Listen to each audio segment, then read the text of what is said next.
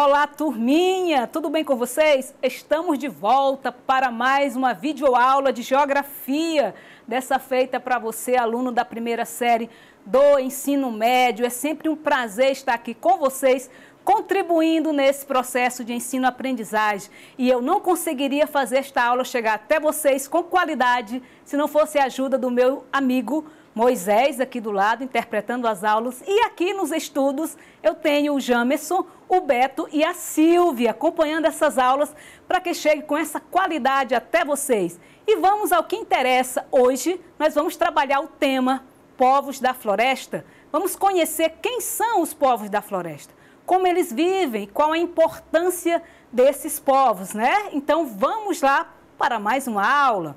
Olha só, povos da floresta. Quando eu falo de povos da floresta, você pensa somente nos indígenas, né? Eu acredito que é a primeira coisa que vem à nossa mente.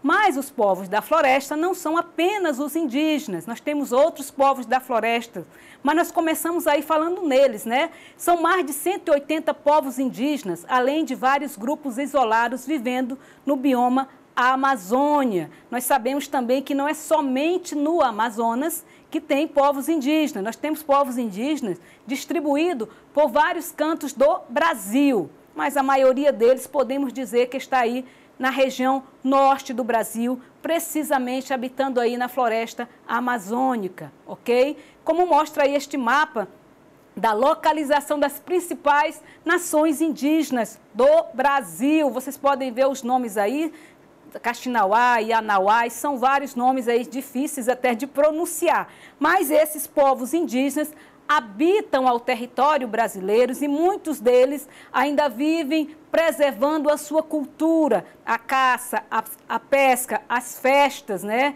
Os seus conhecimentos na área da medicina e tudo mais. É claro que muitos já perderam a sua cultura, são os que vieram viver entre os brancos, vieram viver na cidade. Mas nós ainda temos situações, por exemplo, de indígenas isolados, como foram encontrados aqui no Acre, uma época, né?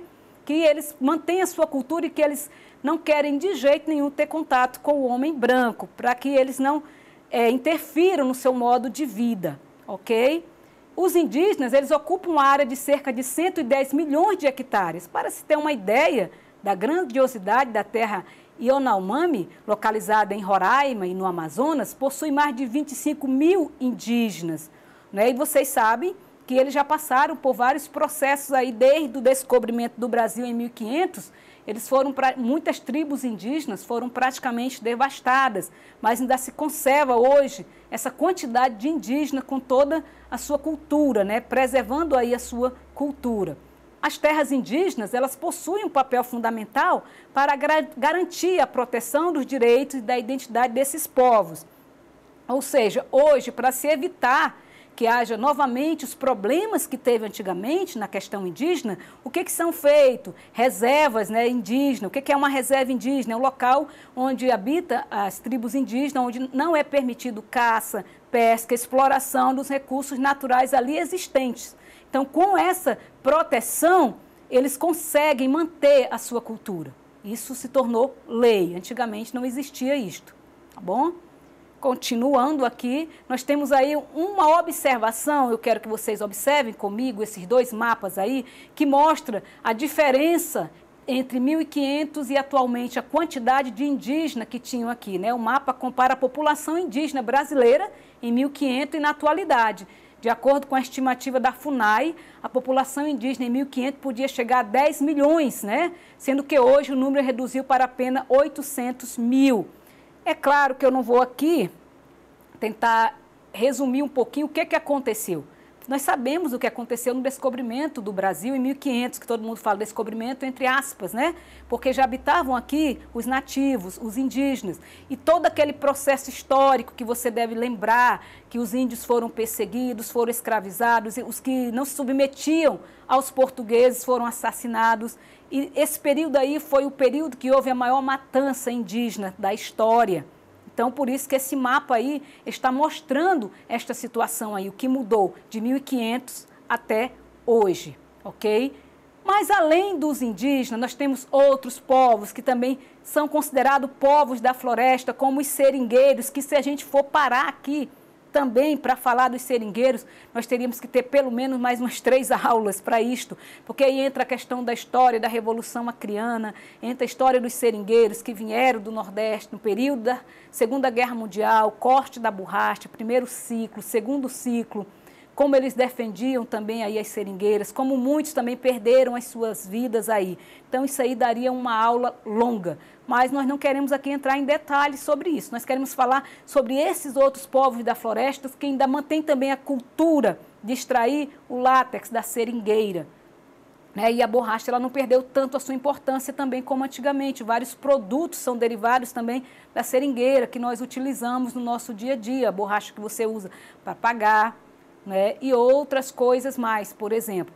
Então, os povos da floresta, nós ainda temos muitos seringueiros que ainda mantêm a tradição do corte da seringa, tá bom? E a gente sabe que foi levado para a Malásia depois, teve todo esse processo aí contrabandeado, essa questão toda. Mas o Acre foi um grande produtor e exportador da seringa, ok?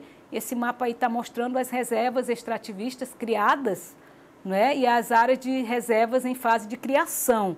Nós também podemos ter algumas reservas extrativistas, como a reserva Chico Mendes, que é a mais conhecida, Padre Peixoto. Tem várias reservas extrativistas que também é utilizada como desenvolvimento sustentável, ou seja, eles podem explorar os recursos mantendo a floresta em pé. Não se pode desmatar, por exemplo, a seringueira. Então, ainda existem também as reservas, conforme está mostrando aí neste mapa. Tranquilo até aqui, gente? Vamos lá.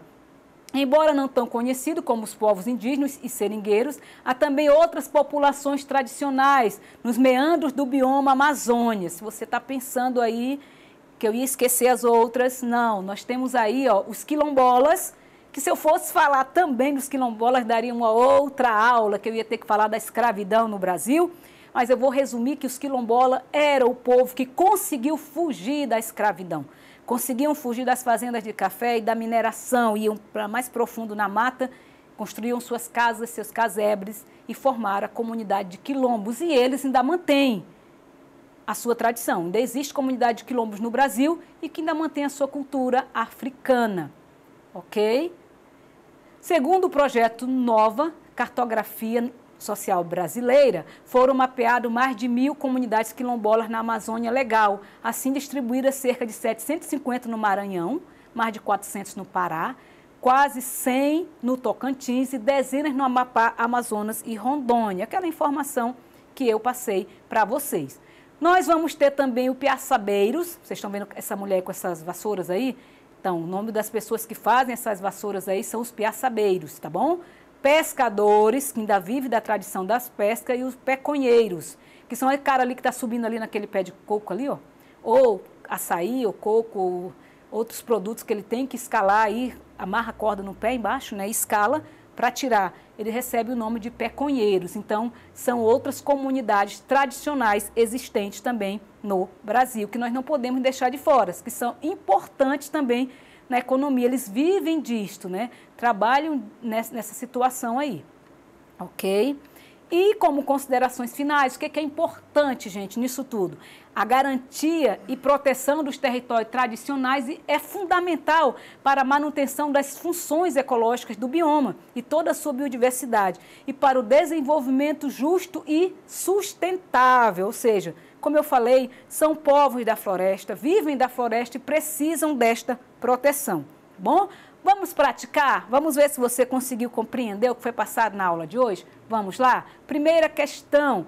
A Constituição Brasileira de 1988 reconheceu os direitos dos povos indígenas como primeiros habitantes de suas terras e estabeleceu que estas deveriam ser demarcadas. A demarcação de terras indígenas é uma forma de garantir a esses povos a decisão sobre sua maneira de viver, o respeito a seus hábitos e tradições.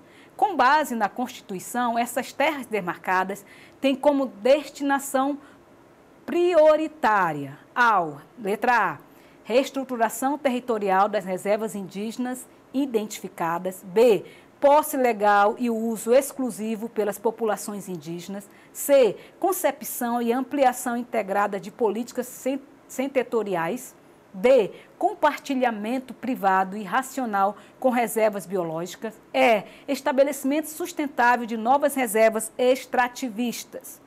Dá uma analisada, que o tempo está correndo. Vamos lá, vamos lá. Vamos ver se você acertou. Bom, se você marcou a letra B, você acertou, parabéns. Apesar de pertencer à União, as terras demarcadas e os recursos naturais pertencentes a elas são de posse legal e uso exclusivo das populações indígenas. Ok? Muito bem. Vamos mais uma? Vamos lá, questão 2. Sobre a demarcação de terras indígenas no Brasil, assinale V para as proposições verdadeiras e F para as proposições falsas. A primeira, vamos lá. A demarcação de terra no Brasil, apesar de ser feita por órgãos indigenistas, quase não sai, gente, ainda não é prevista por lei. A segunda aí, demarcar terras indígenas, estabelecendo os limites físicos das terras pertencentes aos povos nativos, proteger-as de possíveis invasões, bem como evitar possíveis conflitos pela sua posse. E o último parênteses aí, as terras indígenas contribuem para a diminuição do efeito estufa, pois sua preservação evita o desmatamento. Então, gente, o que é falso, o que é verdadeiro aí? Dá uma lida aí. Ok, gente, olha só, a primeira era falsa, né? A demarcação de terra está prevista por lei na Constituição Federal e também no Estatuto do Índio, então aquela informação era falsa. As duas últimas eram verdadeiras, então a opção correta aí era a letra B. Parabéns aí para você que acertou, ok? E estamos chegando ao final de mais uma aula, é claro que é um resumo de aula. Se você quiser conhecer mais tanto sobre os indígenas, como sobre seringueiro ou esses outros povos da floresta, né?